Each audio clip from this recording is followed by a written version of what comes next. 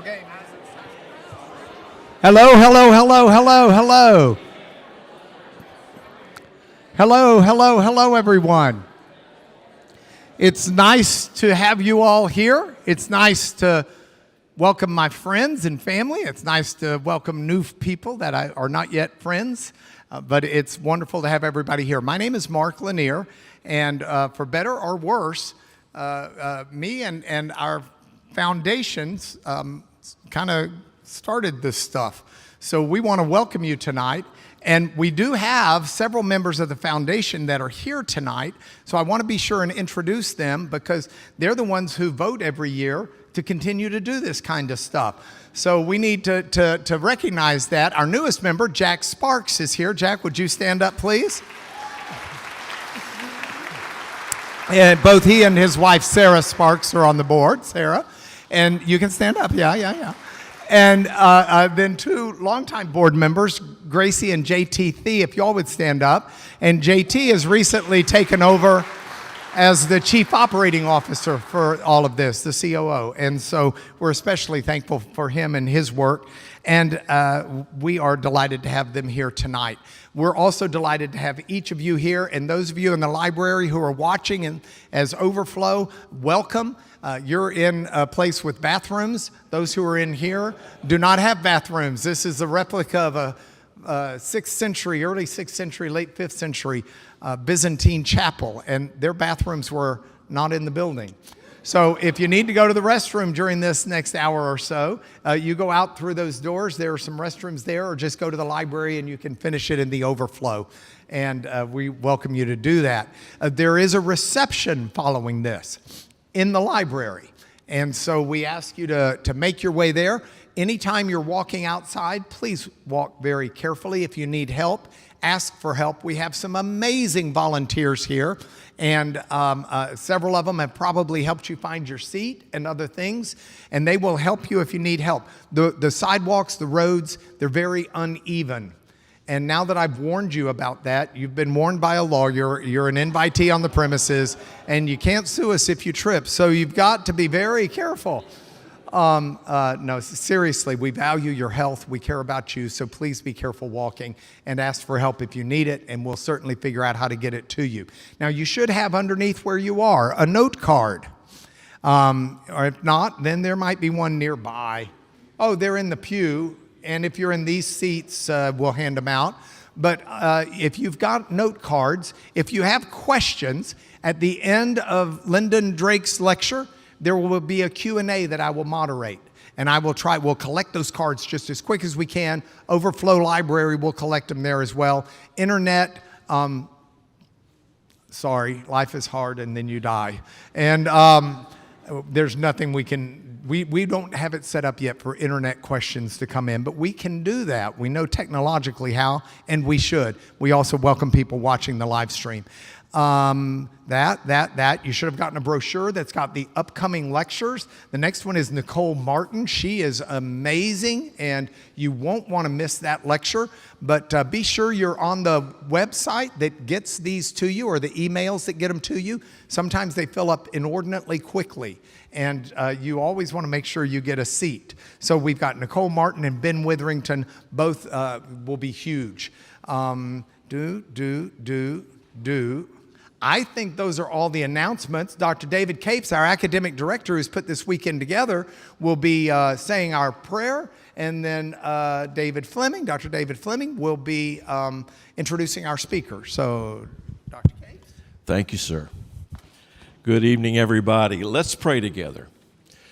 Lord God, we give thanks for the beauty of this day and the beauty of life, and for the salvation that we share in Christ Jesus.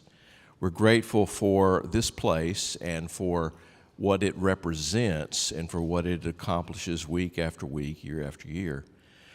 Particularly, God, we ask your presence tonight as we think, as we listen, as we learn, as we ponder some things that seem to be beyond our imagination about artificial intelligence, about technology, and about what it actually does to us. Help us to be shaped in the form of the cross of Christ, and not in the shape of other more harsh and demonic powers. We ask that you take the good that is here, that is created by this tool, and that you use it for great good, and that your people have a voice in how it will be used time and again. We thank you for Lyndon Drake. We thank you for his expertise. We listen and we wait for your Holy Spirit through Christ our Lord. Amen. Amen. Thank you, Pastor. Thank you, Dr. Capes. Would you help me say thanks to Dr. Capes, his staff, our volunteers, and of course the Lanier Foundation. Such a great work that they do to make all this happen. Well, it's my special treat tonight to introduce our speaker. Of course, you can read his bio in your folder there or learn more about him online, but I have the privilege to introduce him as a friend. I've known Dr. Drake for some time now, quite a few years. I met him first at Yarnton Manor over in England, where we have a similar place as this there, and he and his wife Miriam, who is most clearly the guiding force in his life next to the Lord Jesus. Miriam is our operations associate at Yarnton Manor, so I get to work with her on a day in and day out basis, and she's terrific. 3 sons, all teenagers, all so smart. I mean, the whole family just smart as they can be. And I'm not just privileged to introduce him and welcome him because of our friendship, but because he is eminently qualified to give tonight's talk. You probably have noticed he not only has a PhD in theology from Oxford University, not the one in Mississippi, by the way. They've been getting a lot of press lately, but this one's across the pond. He has a PhD in artificial intelligence as well from York. And he worked for 10 years in the field at Barclays, I believe, as a vice president. So he's got all of that background and experience, and then dovetailed that wonderfully into a career in academics and theology, and all the while serves as a minister and a pastor.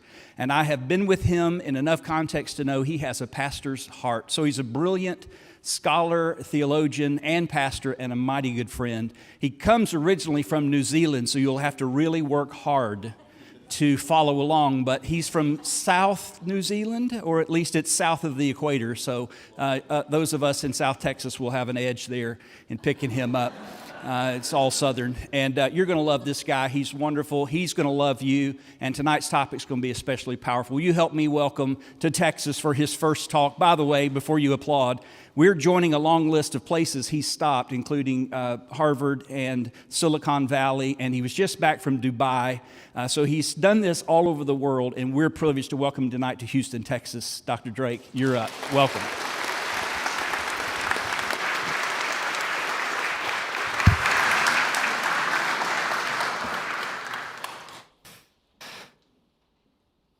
Well, first of all, I want to express my thanks for being invited here and for the wonderfully warm welcome I've just received, and for the opportunity for us to think together about artificial intelligence and what it means for human formation. I also want to take this opportunity to express my gratitude, first of all, to the John Templeton Foundation, whose donation has funded my research work at the University of Oxford, but much closer to home here, to the Lanier Foundation, and to Mark and Becky personally, for the support that they've offered to my work. We live at Yarnton Manor, village just outside Oxford, due to their generosity. Why should then theology engage with AI? This is only going to work if the slides change. There we go. Well, I mean, as a theologian, of course, I think, of course they ought to. But why not just leave this to the computer scientists, to the ethicists, and to the policymakers? I want to offer 3 reasons why theological engagement is indispensable. The first one is that theology addresses questions of meaning that technology cannot answer by itself. AI can tell us what is possible, it cannot tell us what is worthwhile. Secondly, theology, I think, offers resources for understanding human dignity that resist a reduction to capacity or function. And I think we ought to recover a confidence in Christian theology as being able to inform us about these new developments. And thirdly, theology offers us wisdom about the formation of human persons, how practices, environments, and the tools that we use shape us over time. Now, I want to explore these through a particular lens, and there's a little bit of an outline there for you. I want us to think about what kind of beings we are. We are people who make and use technology. What does this mean for the increasingly sophisticated tools that we're now building? Machines that people claim now approach or will soon approach human-level cognition. I want to argue that humans are truly and indivisibly embodied. There's no ghost in the machine, no immaterial substance doing unobservable inner work that constitutes our true self. I want to argue that moral agency cannot be reliably embedded in either our tools or indeed in us as humans. And I want to offer a constructive theological framework that AI systems can serve and ought to serve as mediators, and that mediation, when rightly ordered, can serve human formation towards truly Christian ends. Now, there are lots of cautionary things to observe about AI, but this is not primarily a cautionary lecture. It's an attempt to locate our tools in their right place and to offer a theological vision of AI as a mediating technology that can be purposed towards human flourishing and to the glory of God. Now, before turning to theology, I want to offer a brief orientation to the current state of affairs in artificial intelligence. And this is of necessity both brief and, by being brief, inaccurate. Many of you will be familiar with some of these developments, and so I'm not going to take a huge amount of time, but I'm aware that for some of us, this is going to provide important context for the theological reflection that follows. Now, AI has achieved remarkable successes in recent years. Some of this we don't think of as AI. So, for example, search engines, which we now take for granted, were once an AI problem and unsolved. Medical imaging has seen dramatic improvements. I was at a talk recently in Oxford where a new CT analysis tool took the number of patients arriving at an emergency department who would return to normal life from 18% to 48%. Simply replacing the human with this machine has radically improved human lives. At the same time, attention-based social media platforms use AI to curate content with extraordinary effectiveness, but perhaps not always for good. And AI is increasingly used to create tools that augment human capabilities in ways that we haven't always planned out. The uniting feature of all of this is something that the computer scientist Rich Sutton has called the bitter lesson. And this is that we have made little progress by trying to understand humans and program computers to be like them. Instead, what has been most successful is to leverage vast amounts of computation and data. This is sobering for those who hope that AI development would proceed by building in what we know of human wisdom. There are also challenges that arise from these successes. One of them is that the maintenance of tacit knowledge and skills becomes very difficult once AI systems and tools perform tasks that once required human expertise. Think of medicine. Work and social structures are facing enormous disruption as automation extends into domains that were once thought safe as human work. And we're also all developing habits of cognitive offload. We're relying on AI to remember things, to calculate them, and to judge, not always accurately. But the long-term effects of offloading that cognitive work are not clear. And there are also deeper, and I think theological questions. What does it mean to be human if machines can perform tasks that we once had as part of our identity? Why, perhaps, should natural humans be treated as distinct in dignity if our capacities can be replicated or exceeded? And these questions of theological anthropology are ones that are going to inform the rest of the lecture. First of all, though, can I say a word about the technology itself? We often say AI and we mean large language model, or actually really a chatbot. They're only one example of generative AI, and generative AI is itself part of a broader application of other AI techniques such as deep learning. And artificial neural networks actually have very little to do with the neurons that you find in a human brain. The analogy is a useful one, but it's loose. We don't actually understand how these systems work yet, and the interpretability problem is a real one. AI is really a much broader field than the generative AI, the chatbots that have captured public attention. I mentioned the differences from human brains, and I've just realized that this diagram has come out far too small for you to see, but that's okay. Human brains compute in particular ways. Artificial neural networks compute in very different ways. And not only that, there are a range of different architectures for artificial neural networks. And the chatbots that we use so frequently now are based on another insight called transformers that is different again. Don't worry too much about the details of this. All I want you to take away here is that there is an immense technical field, and the differences between these systems matter a great deal.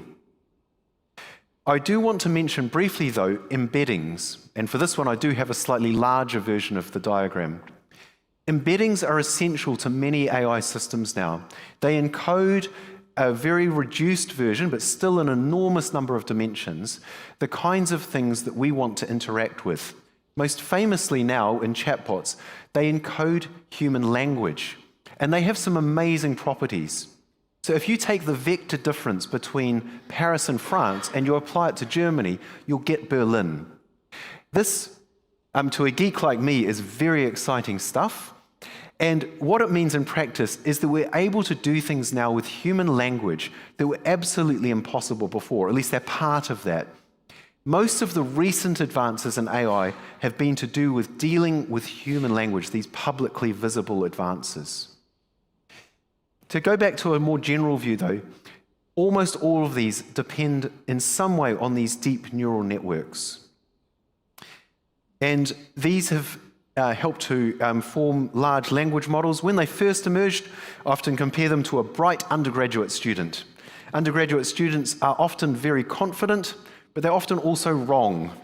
And sometimes, as I'm sure you've seen, chatbots will provide responses with no basis whatsoever in fact. Now, as it happens, the technology has improved dramatically. These are systems that encode patterns in language at a scale that no human can comprehend, and they generate outputs that reflect those patterns in ways that we cannot really predict. It's also incredible how quickly the state of the art has progressed. I'm going to show you 3 videos in a row, and these 3 videos are ones I created using the same prompt over time, a few months apart. They're based from photos that I've taken on my daily commute from Yarnton, where the Linear Centre is based, to Oxford, where I work along the canal towpath. And I wanted the system to create 4 seasons in one day based on the photos. You can see it's making an effort. The first video was pretty flawed, but I wonder if you noticed that this last one, only a few months ago, is a massive improvement. The state of change in AI science is truly extraordinary. I had the privilege recently, Toby Kurth, who's here, brought me out to San Francisco, and I had the great fun experience of being in a Waymo self-driven car. And I was brave enough to get in one, but too cautious to sit in the front passenger seat. And I was astonished by how good the driving was.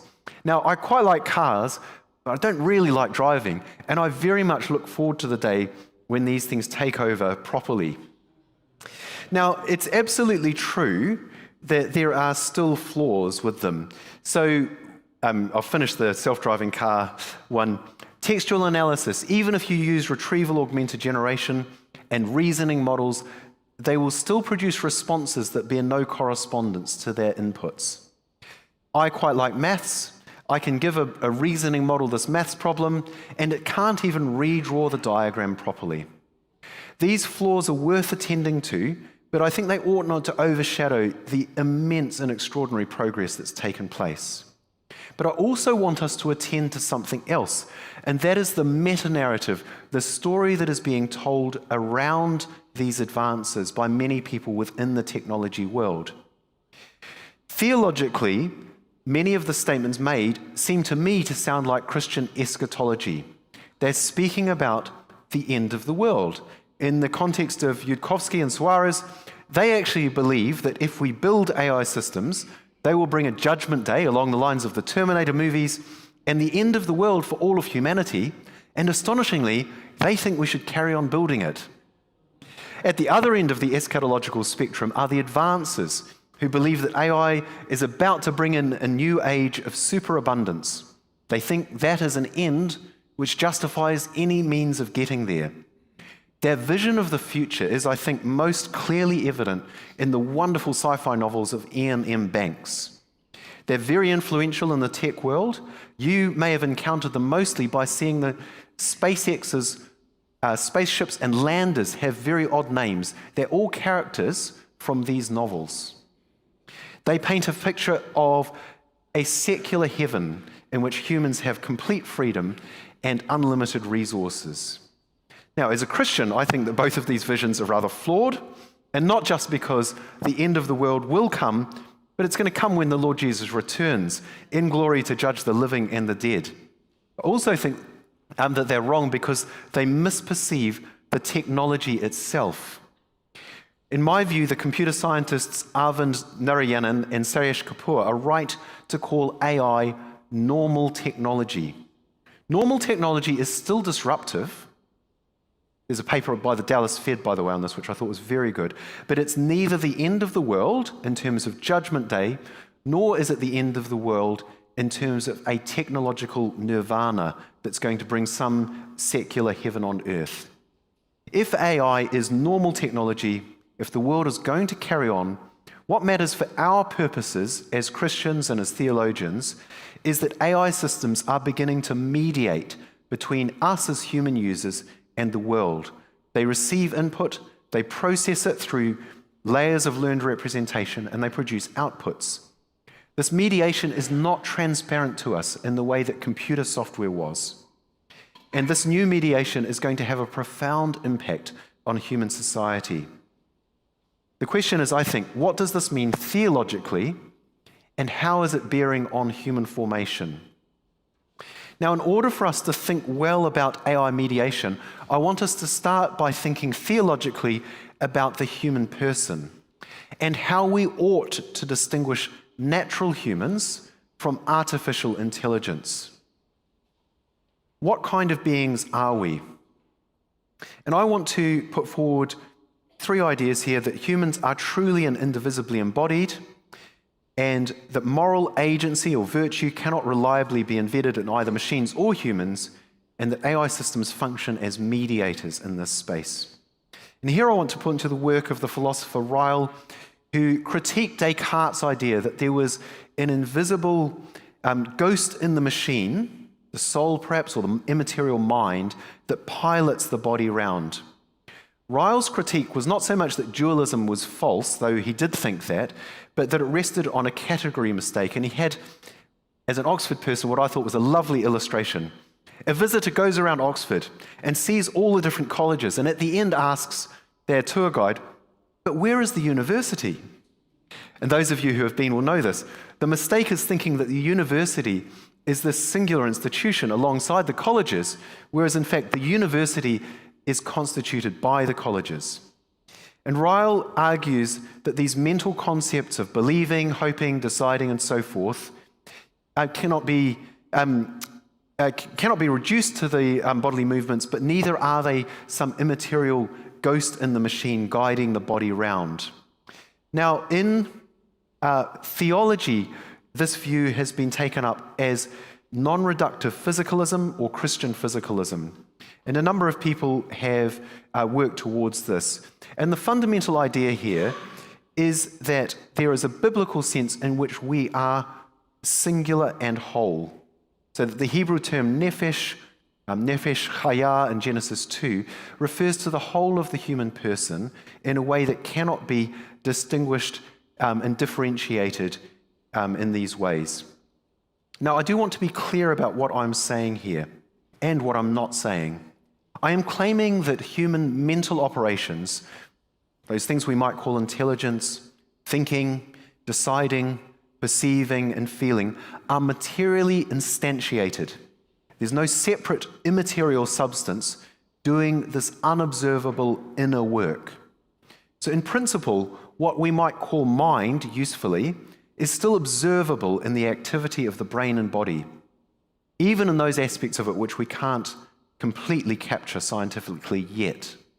I am not claiming that humans are merely physical in a reductive sense, as if consciousness and rationality were illusions, or as if neuroscience could fully explain the meaning of a poem or the significance of prayer. And I'm also not claiming that humans are indistinguishable from machines, far from it. The question, though, of whether artificial systems can genuinely think, understand, or be conscious, I think remains open. What I want to claim is that there is a difference between natural humans and sophisticated AI systems, but that difference cannot be located in an immaterial controlling agency that humans possess and machines lack. That ghost will not do the work that we have asked it to do. And this has implications for how we understand AI.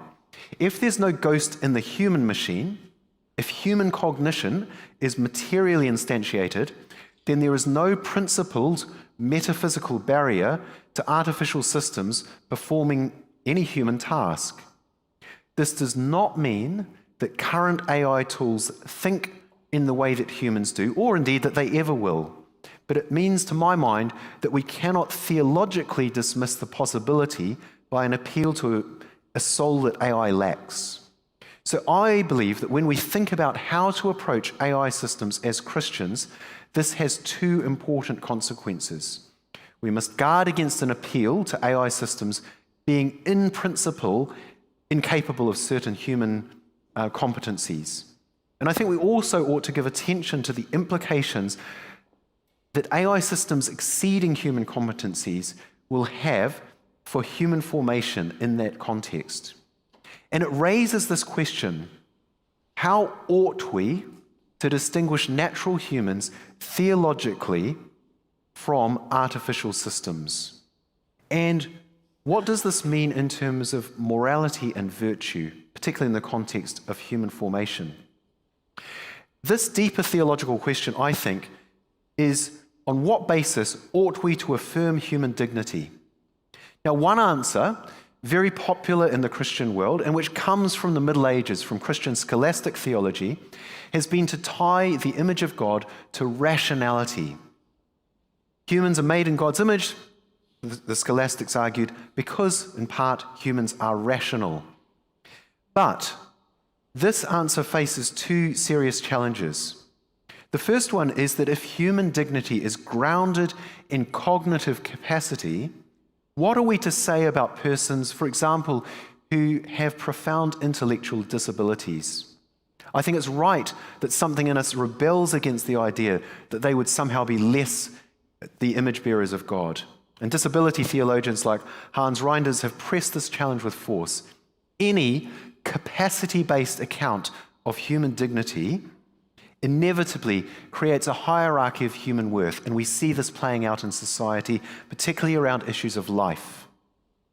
And secondly, if human dignity is grounded in rational capacity, then what happens as machines begin to match and exceed our human competencies? That's what's happening now.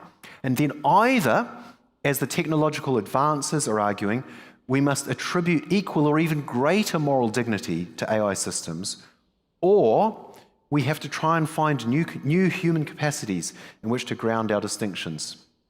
I think instead we ought to acknowledge that this capacity-based account of the image of God was a misstep. Instead, this is very rare for me, I want to agree with Karl Barth. He rejected what he called substantive interpretations of the image of God, views that locate the image in something which is inherent to humans, like reason. His critique was multifaceted. Such views attempt to define humanity apart from Christ. They make the image of God something humans possess properly, rather than something which characterizes their relationship to God. and they inevitably create hierarchies of worth. Barth's alternative grounds the image of God not in our capacities, but in God's gracious election of humans. Human beings have worth, not because of what they can do, but because of God's decision to be in covenant relationship with us. And I agree with this. The image of God is best understood as divine ordination of humanity. God's sovereign choice to say that humanity is his covenant partners. And, in the end, to become incarnate in human nature. To become incarnate in human nature in the person of Jesus Christ, and to establish an eternal relationship with us in that way as natural human beings. This is not a capacity that we possess that theoretically could be replicated. It's a divine determination that cannot be transferred by any technical achievement. And for this, the incarnation is decisive. The Word became flesh, human flesh. God did not become some disembodied intelligence in general, but took on human nature in the particular person of Jesus Christ. So not only in creation, but in the incarnation, God has established human dignity in a way that is not reducible to capacity and can never be replicated by artificial means. Human distinctiveness depends on God's sovereign choice, and this has very important implications for how we think about AI. However sophisticated these systems become, they remain instruments, not covenant partners. Natural humans, those whom God has elected and in whose nature God has become incarnate, retain a dignity which is grounded in divine decision rather than capability. Now, I'm just going to skip over this and just mention briefly that there's a lot of work recently on the relationship between neuroscience and mind, which is important to this as well. But I can come back to that in the Q&A if need be. I now also want to locate moral agency as a precursor to thinking about what ought AI systems and tools to do. And I want to be upfront here that I'm quite skeptical about the idea that moral virtue can be built into machines, at least in any sense that carries ethical weight, and nor do I think it can be inherited from the right kinds of human creators. My skepticism rests on a more general point, that theologically I believe it's a mistake to believe that we can embody virtue or righteousness or moral power in ourselves, much less pass that on to a system by being its creators or by somehow perfectly encoding virtue. The philosopher John Doris, in Lack of Character, surveyed decades of empirical research in social psychology and drew the conclusion that robust, cross-situationally consistent character traits, the kind that virtue ethics presupposes, do not exist in most people. He argued that behavior is better predicted by situational factors rather than personality. Now, to my mind, and particularly as a priest in the Anglican tradition, this does not surprise me because I've been formed in the Augustinian tradition. Augustine knew the inconstancy of the will, and that's because he relied on somebody before him, the Apostle Paul. I will to do good, but the evil I do not will, that I do. Augustine made this the center of, or one of the centers of his anthropology. Later on in the Christian tradition, Thomas Aquinas distinguished acquired virtues developed through habituation and which are fragile and losable from those infused virtues that come as a gift of God's grace. And that fragility of acquired virtue is not news within the long theological tradition. It is, in fact, the human condition this side of the Lord's return. So this is my position. I'm skeptical that moral virtue can be built into machines in a meaningful way. But that's because I'm equally skeptical, through considerable personal experience of myself, that it can reliably be built into humans. Now, this is not a counsel of despair. This is the Christian honesty about our condition that creates space for the gospel to speak into. And it also opens up for us the question, if we cannot trust machine character or human character, How do we engage with the ethical questions that arise? Here I want to point to Oliver O'Donovan's work on moral deliberation. In Self, World and Time, he offers a framework that illuminates this question. He places moral deliberation within that Augustinian tradition of the will's orientation, ideally towards the good. But deliberation for O'Donovan is not merely internal calculation. It is the human's engagement with the questions of how to live, an engagement that presupposes that there is a subject capable of being formed and reformed, of responding to the address of others, and of being changed by encounter with truth and goodness. And because a natural human person is accountable to God, we cannot subcontract this deliberation entirely to a tool. We can use tools to assist us in our moral deliberation. They can mediate the deliberative processes, but they are not, in the end, the objects of God's judgment. And those of us who expect that judgment must bear that in mind. O'Donovan's framework suggests that the ethical weight falls not on the character of the agents, whether human or artificial, but on this process of moral deliberation, the process of practical reasoning that occurs when decisions need to be made. And it's a shift in focus. The traditional question might ask, is this agent virtuous? Or, in AI terms, is this system aligned? But O'Donovan's approach suggests that instead we should ask, what kind of process led to this decision? And in the end, was this a good decision? So from there, I want to move on to think about AI tools and systems as mediators. This, I hope, can be the beginnings, and I should be honest here and say, this is really speculative. I'm trying it out on you guys. I want to offer mediation as a constructive theological framework for working with AI systems. And this is drawing on the scholastic theological tradition, and particularly the works of Thomas Aquinas, and more recently, the works of Professor Andrew Davison, the Regius Professor of Divinity at Oxford.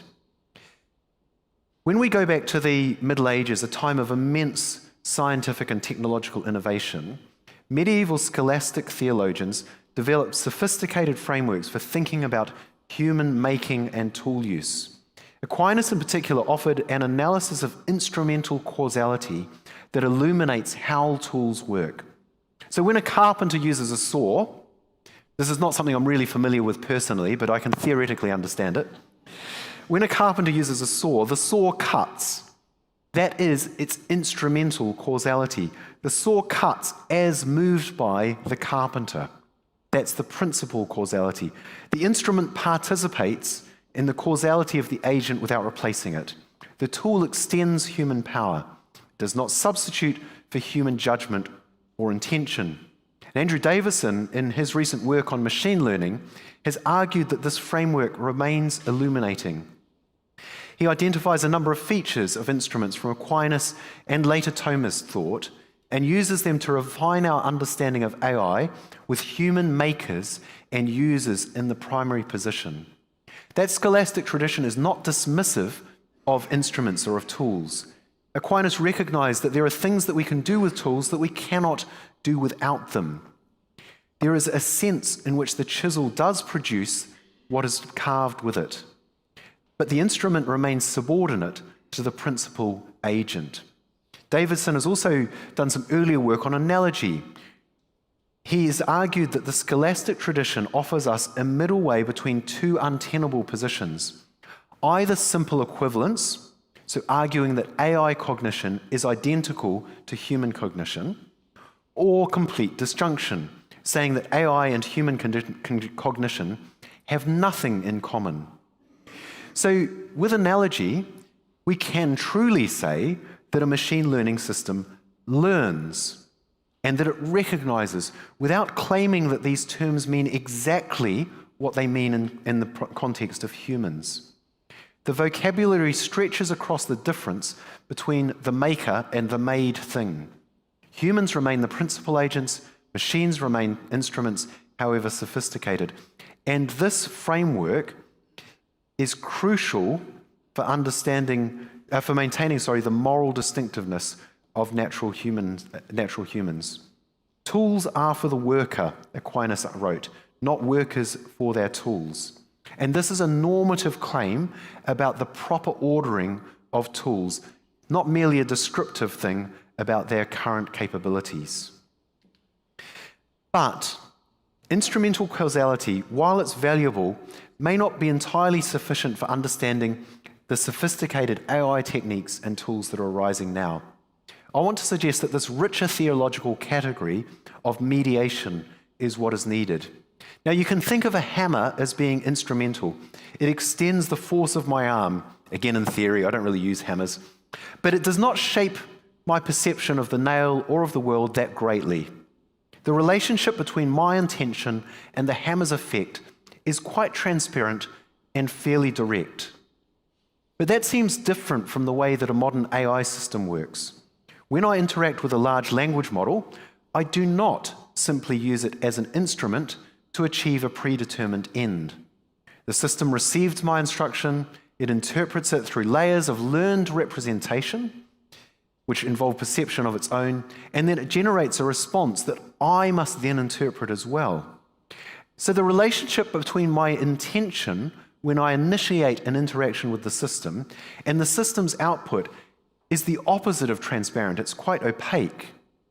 That system mediates my intent. And in mediating my intent, it shapes not only the response, but it also shapes me. All tools shape their users, but AI systems, I think, are shaping their users in much more profound ways. So I want to suggest that mediation differs from instrumental causation in a number of important respects. One of them is this question of directionality. Instrumental causation has the sense of direction from the agent who acts through an instrument to produce an effect. Mediation, though, invites us to think about much more substantial bidirectionality. A mediator stands between different parties, enabling relationship and communication in both directions. Secondly, there's relationality. Instrumental causation is concerned with efficient causality, getting things done. We invent tools that amplify our force in the world. But mediation opens up new possibilities of thinking about how relationship and encounter can be enabled across distance. A mediator does not merely transmit power, but can bridge a divide. Thirdly, participation, another very important scholastic category. In the strongest theological uses of mediation, perhaps most obviously Christ as the one true mediator between God and humanity, or the sacraments as means of grace, the mediator does not merely transmit something, but participates in what is mediated. The mediator is also shaping the thing that is being mediated. And fourthly, there's this presupposition of distance that I've already touched on, that there's a gap to be bridged. And I want to suggest here, optimistically, that technology, as it increasingly functions as a mediator of reality itself, has the potential to bridge gaps in ways that are both good or ill. They shape not merely our actions, but they're shaping our perception and understanding of the world itself. So I want to argue that AI systems genuinely can function and do function as mediators in ways that simpler tools don't obviously do. Consider what happens within a large language model. First of all, the model has encoded the world, or at least all of human output. These texts, these patterns, the semantic relationships into some high-dimensional embedding and a learnt set of neural networks. These are not neutral data structures. They encode meaning, similarity, difference.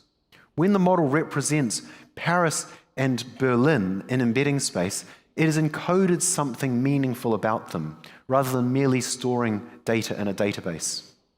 I think we ought to say that the system perceives, in that scholastic analogical sense, all of its encoded knowledge all at once. That's different from human cognition, which accesses memory in different ways and with a degree of different effort. The trained model has its learned patterns more or less simultaneously available as it processes any input. This is a form of perception that leads to different mediations of the world from those in human experiences. And the transformation of all of this into outputs involves not merely mechanical execution, but also interpretation. The same prompt given to different models trained sometimes on the same data can yield different outputs, not only because of randomness, but because of the interpretation and hence mediation being different.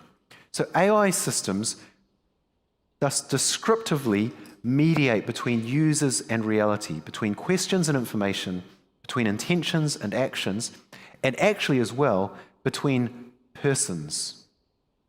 They mediate not transparently, but they do mediate transformatively, and they shape what they mediate, and they shape us.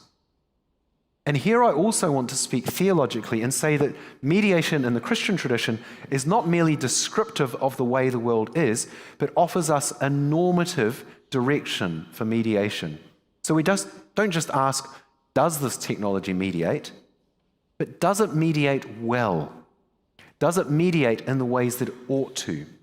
And here we can think of scriptural paradigms.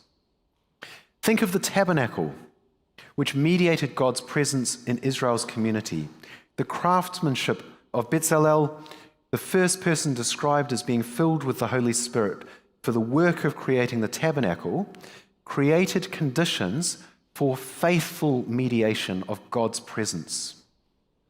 In a similar way, but different, prophetic writing mediated God's speech across time and space to new audiences, us, whilst preserving God's authority and enabling us to have a different kind of encounter with God. And so good mediation in this theological tradition is going to have a number of features. First of all, it's going to enable certain forms of encounter. The tabernacle made it possible for Israel to dwell safely with a holy God. The sacraments are effectual signs in Calvin's language. So when we participate in Holy Communion, Calvin says, we're lifted up to heaven where Christ in glory reigns. This is an encounter with God. Now, I'm not convinced that ChatGPT lets me encounter God in quite the same way, or ought to, but there's a directionality that ought to be in all those things that we make, that ought to be ordered towards opening up encounters with God and with other human persons. Mediation also ought to shape us towards proper ends. Jesus, as the great mediator, reconciles humanity to God. And good mediation is not some neutral technological construct. It needs to be ordered towards the good of those that it serves. Mediation also ought to respect the nature of what's mediated. Good mediation preserves the divine image in us and ideally enhances it. Good mediation would also support human formation. James K.S. Smith has emphasized the way that liturgy, for example, can form desires beneath the level of our explicit awareness. And so good mediation can be formative even if it's an unconscious thing. And I think AI systems have enormous capacity to do that, again, for good or for ill. And that ordering of our desires must be towards proper ends. We are able to distinguish between those things we want, the latest video on Instagram, and those higher and more noble things that we wished we want, appreciating great art and literature. Good mediation would help us to order our desires more towards those good things, and in the end, towards God Himself as the highest end of all. This framework, I think, suggests a constructive vision for AI. Rather than asking only whether AI systems can be trusted, I think a mistaken question, or whether they are aligned, a better question, we ought to ask, what kind of mediation do they offer? Does this mediation enable or foreclose encounter with other people and with God? Does it form us towards proper ends, or does it deform us? AI systems that mediate information should not merely deliver answers, but open encounter with truth. They should prompt inquiry, surface complexity, and resist the reduction of reality to simplified outputs. And the theological criterion that we ought to apply here is to think about their formative power on the human person. Do these mediating technologies shape us towards the goal and the purpose for which God has called us? Or do they deform us, producing dependency, closing us off from encounters with others, and habituating us towards a passivity and unreflective acceptance of ourselves? And that's the normative question that mediation enables us to ask. So, if we were to think about this in practical terms, I want to suggest a couple of possibilities. One is that these mediating systems ought to provide cognitive support rather than cognitive degradation, particularly in terms of our moral deliberation. AI systems should shape us over time in ways that enhance our cognition and our moral deliberation. Now, tools can support or undermine capacities, and consider an example here. A calculator enables mathematical operations that would be difficult or impossible without us. But by regularly using a calculator, that can actually reduce our skills. So when I was at university in New Zealand, I was not allowed to use a calculator in the maths courses at university. Very unusual choice, but one that I'm actually grateful for in hindsight. Similarly, most of us know that GPS tools are wonderful, but most of us have lost some skills as a consequence of habituating their use. Now, neither of those examples makes out those tools to be either intrinsically good or bad, but instead it helps us to reflect on the degree to which we use them and the ways that they're shaping us. Tools that substitute for human capacities may weaken those capacities over time, while tools that augment and scaffold human capacities, including our spiritual capacities, may strengthen them. And that distinction between tools that mediate by replacement and tools that mediate by support is, I think, critical for evaluating AI systems. An AI system that simply delivers answers and writes your essay for you discourages the cognitive work involved in finding those answers. But you could have an AI system that structures inquiry, that surfaces relevant information and invites participation in the intellectual work, and scaffolds the process of reasoning in order to strengthen the human's capacity to reason well. And in the context of spiritual formation, we can again attend to the ways in which these tools can support our formation as Christians or degrade them. When we think theologically about this idea of a goal or a telos is always tied to the purpose for which God has ordained and called us. We can use different terms to describe this. We can talk about union with God, Christ-likeness, participation in the divine nature, full realization of the image of God. But what unites these descriptions is the conviction that human life is neither static nor pointless. It is instead a process of formation. We are being made into something. The question is, what are we being made into, and by what means? The theological vocabulary for these processes includes sanctification, discipleship, spiritual formation or growth in virtue. What these terms share is an understanding that character is not innate to us, but it develops, that capacities are not fixed, but they're cultivated, and that persons are shaped by the practices, relationships, and environments that they participate in. This is also true of us as we use tools. Our tools become part of the formative environment that shapes us. And so the technologies that we use regularly become extensions of ourselves that alter what we can do, what we tend to do, and ultimately who we become. And this suggests that there ought to be a theological criterion for evaluating AI tools. Does this tool support human formation towards the proper ends of human life, towards the worship of God and the love of neighbor? Or does it undermine that formation? A tool that builds capacity, that deepens understanding, and assists in the development of virtue, serves human flourishing. A tool that produces dependency, shallow understanding, and a moral complacency based on affirmation of the self hinders it. So that leads us to some questions around how we can guide the development and the use of AI tools which are oriented towards human formation. First of all, does this tool support or degrade human capacities? Tools that scaffold human learning, prompt reflection, and develop skill can serve secular and spiritual formation. Tools that simply deliver outcomes may well just degrade and encourage dependency and atrophy. Secondly, does it enable or foreclose encounter? As I argued in the previous section, does this tool open up an encounter with us, or does it instead make us the most connected and most lonely people in history?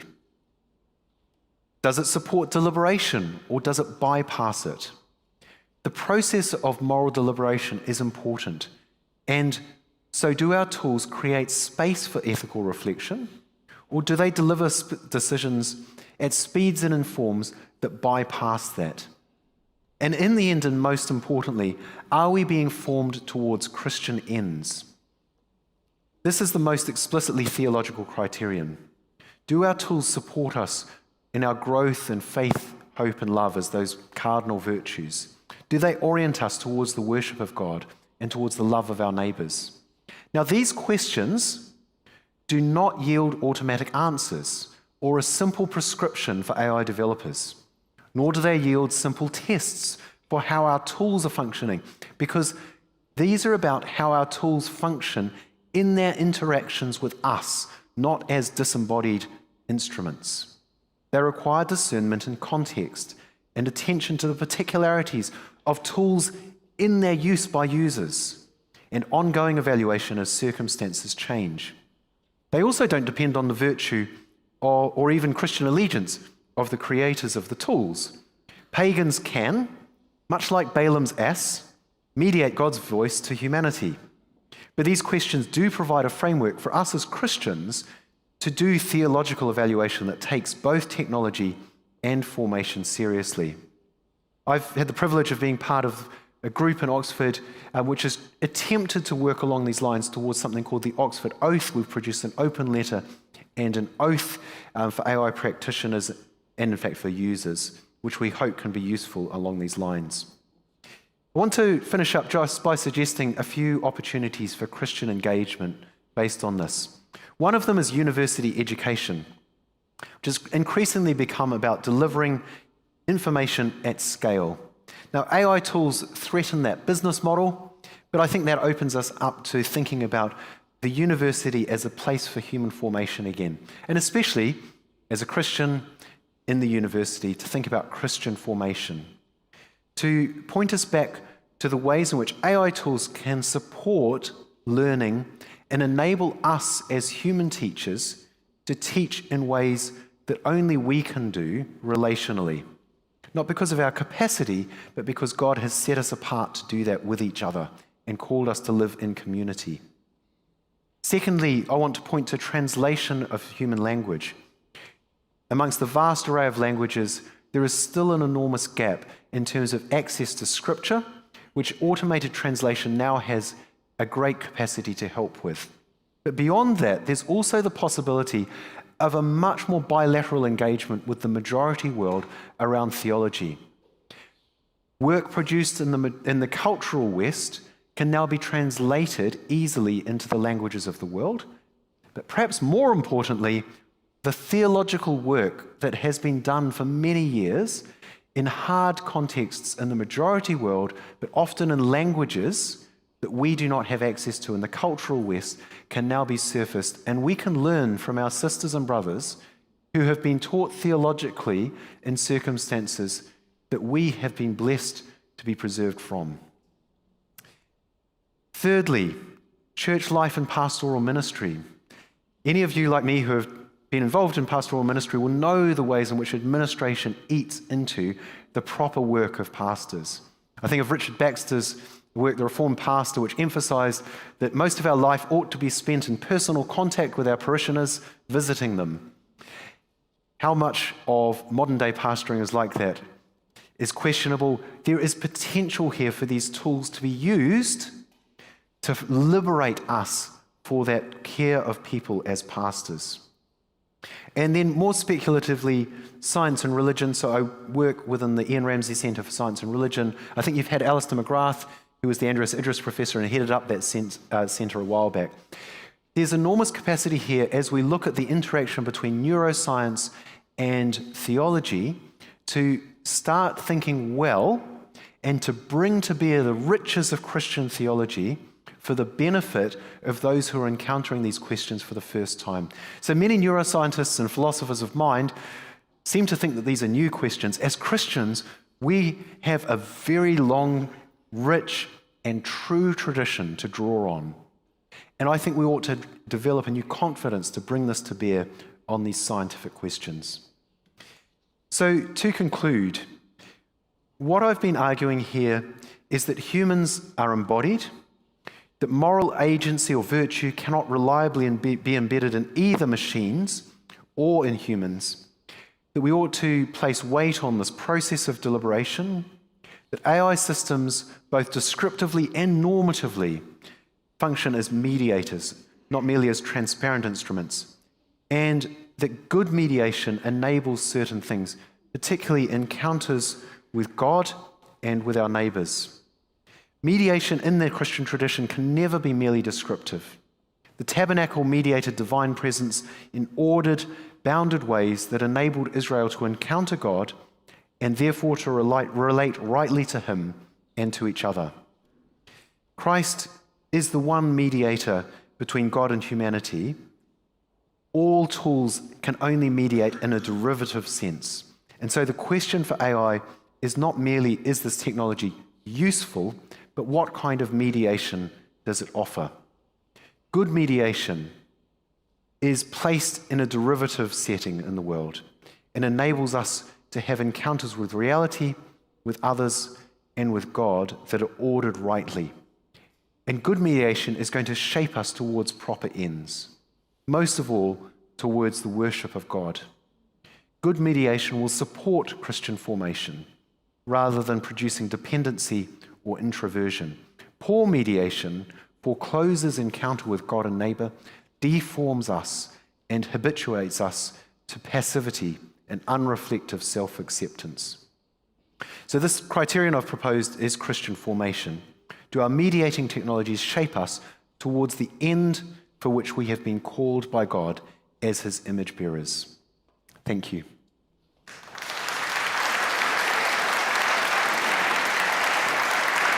Thanks so much. Thank you so much, Lyndon. If you'll be passing in your questions, I will see how many we can get through, and I'll start with mine. Not all of mine, just some of mine. Okay, Lyndon. I'll start with a story. I've got a friend who's a preacher, and he does his sermons up word by word. And he started feeding his manuscripts into AI, saying, have I missed anything? Have I said something wrong? You got any suggestions? And the AI tool that he uses is real good. It's saying, hey, this is great, this is great, this is great. You got to deal with this. You might need an example there because of this. And it helps him tighten his sermon.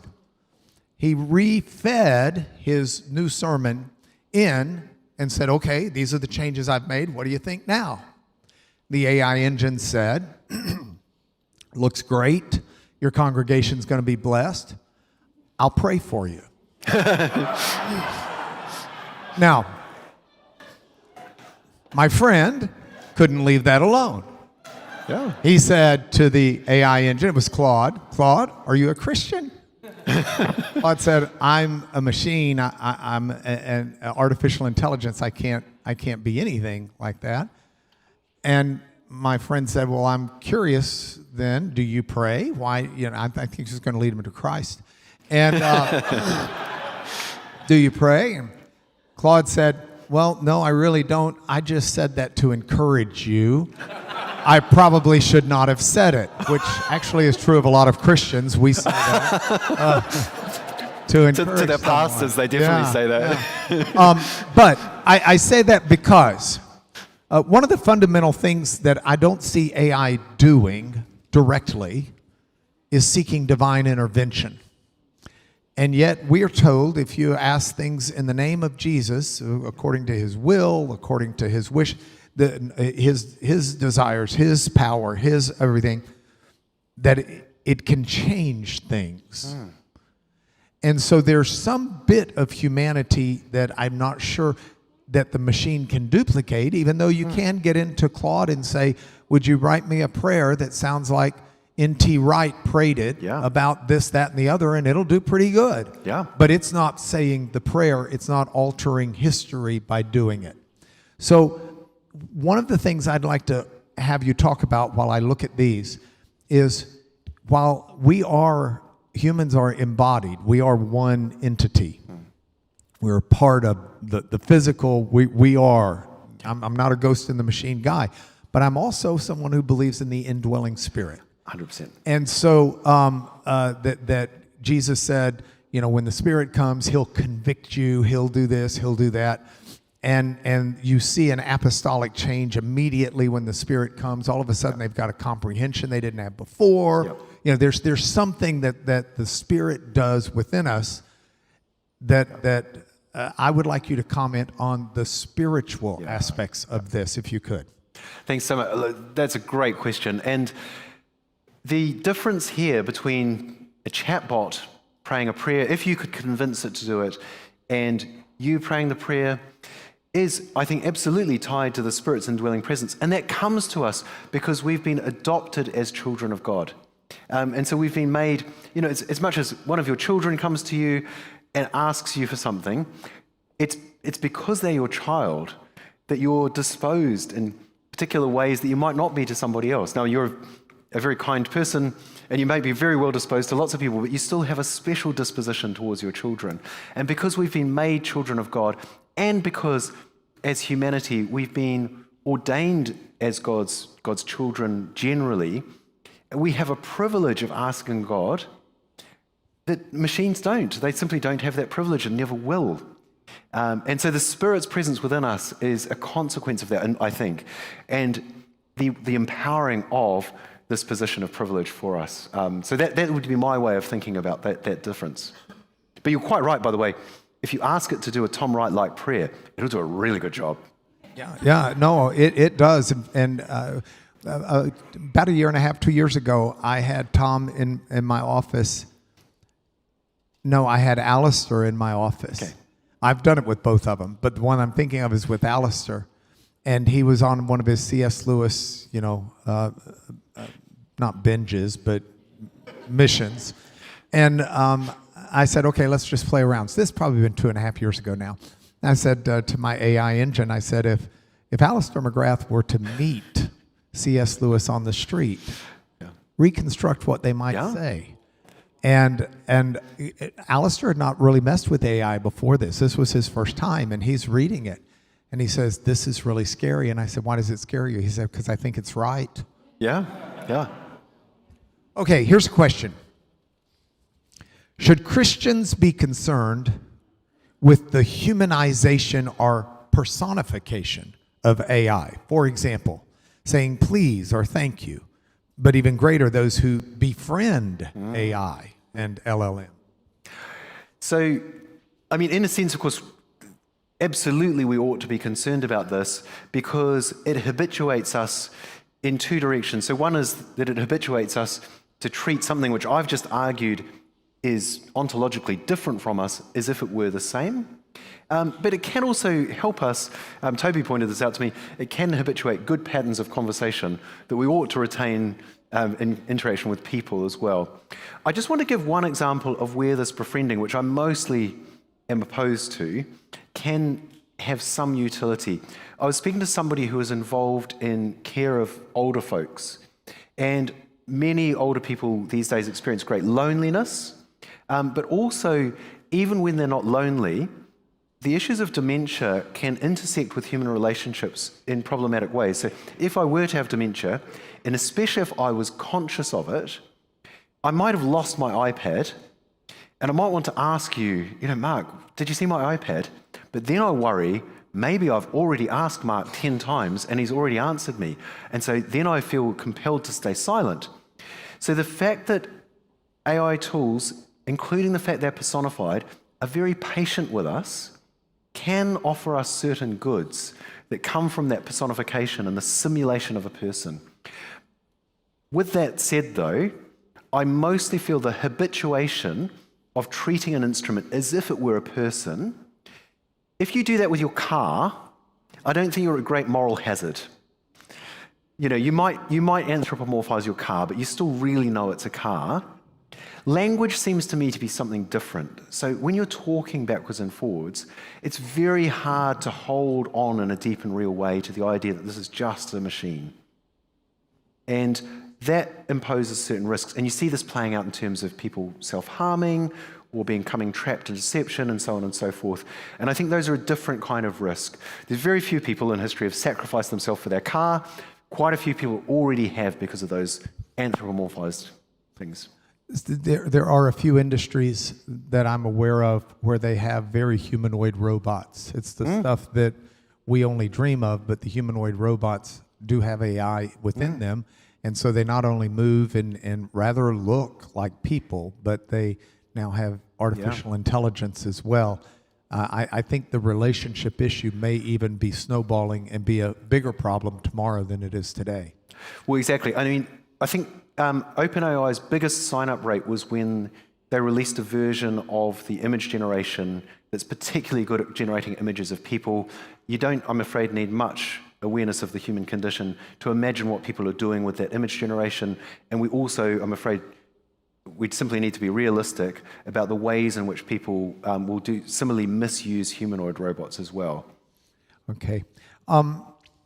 In that regard, I remember our son and I were having this discussion several years ago, and he was working on, I think, chat, and he said thank you to chat for something.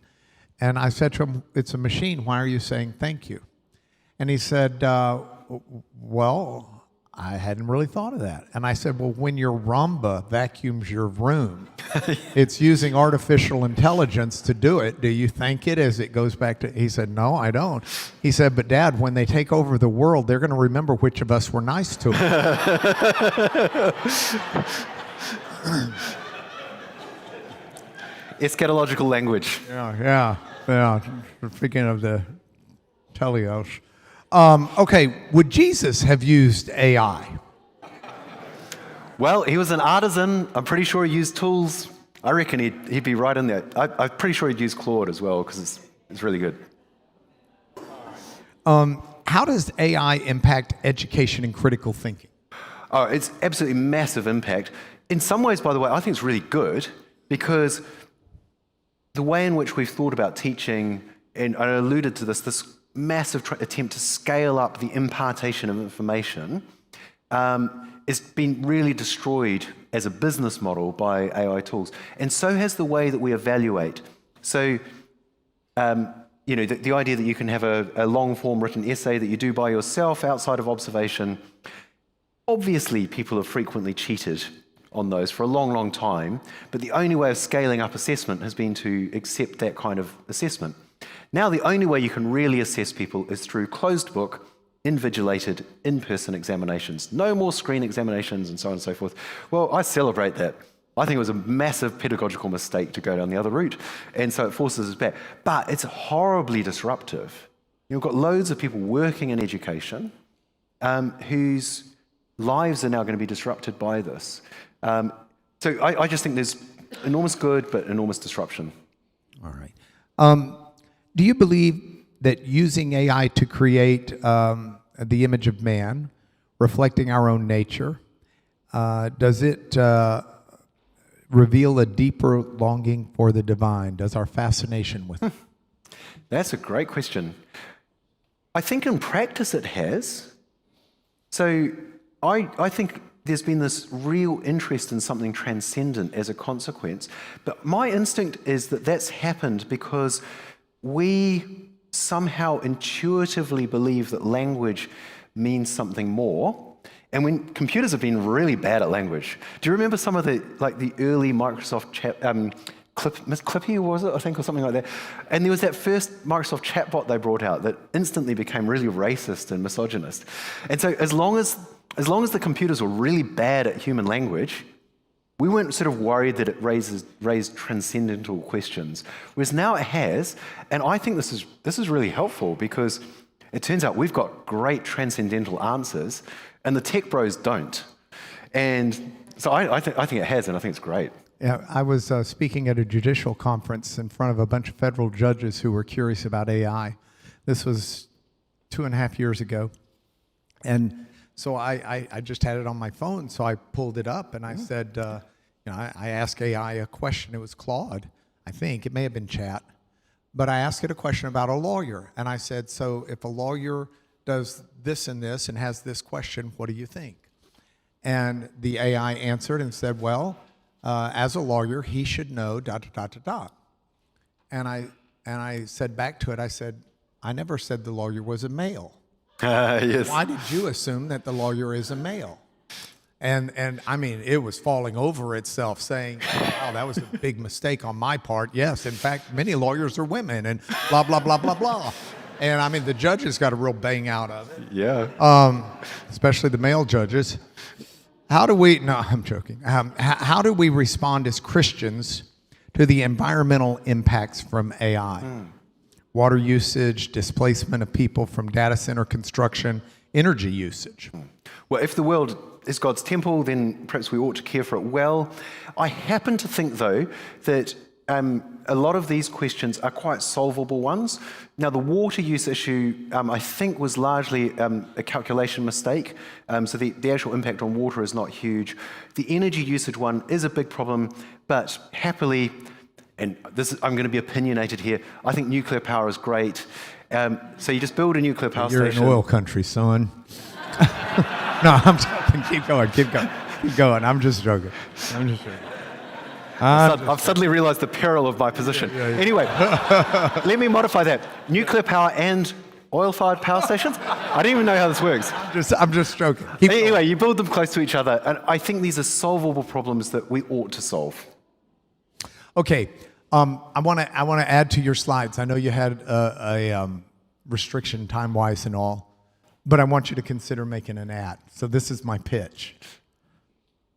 Human telos, the end for humanity, the purpose. I would suggest that it's not simply a status of formation, but humans are also called to enact God's will on earth and to treat earth as if heaven has come down to earth. It's the Lord's Prayer, as you know, because you led us in it the other week when I was worshiping under you. And toward that end, we do have this incredible tool that helps us make the world a better place. My big argument is that God has given us science to use to combat the ills of a fallen world. So we can farm better, we can harvest better, we can treat illness better, we can communicate better. We have science. Science is not something we found on our own. It was something God built into the universe for us. So we have these tools to combat a fallen world and make it a better place. And so AI as that kind of tool, useful? Completely, and I 100% agree with you. And in fact, I'd take it even a step further this morning, which is that our human calling is even a pre-fall call to use technology to form the world to be God's home. So I get that, and I'm probably going way out of line. No. But when God told Adam to, he puts him in the garden, and he says, you're to work and to keep it. The Hebrew word for work is avad, which is to work. The Hebrew word for keep is shamar, which means, it's the word that Isaiah uses for the watchman. It means to observe and to figure out. And if you go back, that's science. That's figure out and put these things to work. If you go back before that to the panel we painted up there, where humanity is naming the animal. If you're going to name something, you got to classify it. Remember, the Hebrew word shem for name doesn't mean simply a label. It means the character, the characteristics, the behavior, the traits, and that's observation and science. Classification is a science project in itself. Exactly. So is that what you're saying? So I think part of the human vocation is to engage not only in science but in technology. And so I absolutely agree with you that call from God calls us into this work. If morality, next question, if morality cannot be built into humans, then how do we go about interpreting Romans 1:18 through 32, and how do we think of sanctification? That's a great question. And the only way I can answer that is by saying that there's a complex answer to that. What I was trying to push back on, and perhaps I may well have overstated it, is there ought not to be an optimism about my then reformation into somebody who's inherently virtuous. But this is always to do with God's action upon me. So in whichever occasions I act virtuously is not because I have somehow become properly in myself a virtuous person, but because of God's gracious and continuing action within me, which I may receive through the work of others, through habituation, and so on and so forth. Which brings up a very important point as we're bringing this to a close. Tomorrow at 9:30 at Champion Forest Baptist Church, I will be in dialogue with Lyndon. So I urge you to come if you don't have a place to be. Now, the dialogue won't be so much AI-centered as it will taking his other doctorate in theology and talking about Scripture and the Bible and the Lord and those things. Judge Harvey Brown and I and David, I don't remember if Pastor David Fleming was with us that Sunday morning or not, but we had a chance to be at St. Bartholomew's Church and listen to a sermon from Lyndon 3 weeks ago, I believe. And we're excited to have you back and talk to you about that. But I'm going to do one last question. And you got so many that I didn't get to, and I feel really bad about that I'm going to put this one out. Pick a card, any card. This is a risky business.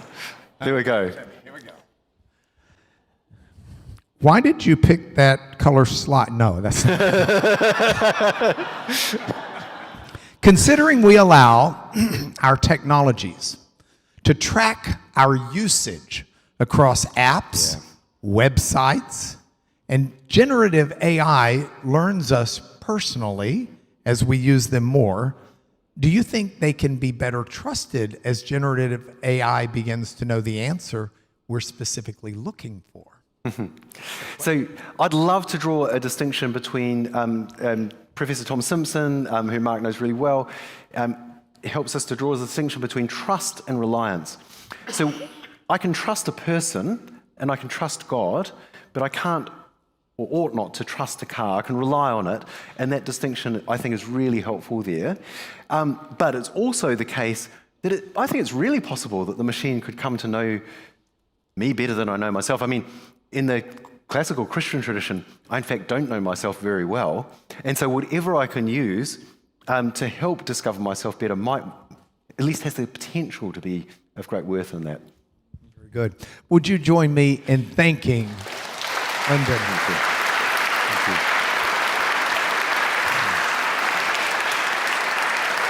I will repeat a reception in the library for those who wish, and those who are in the library already, just remember that other people need to get the food, so this is not dinner, this is like take a little snack here or there.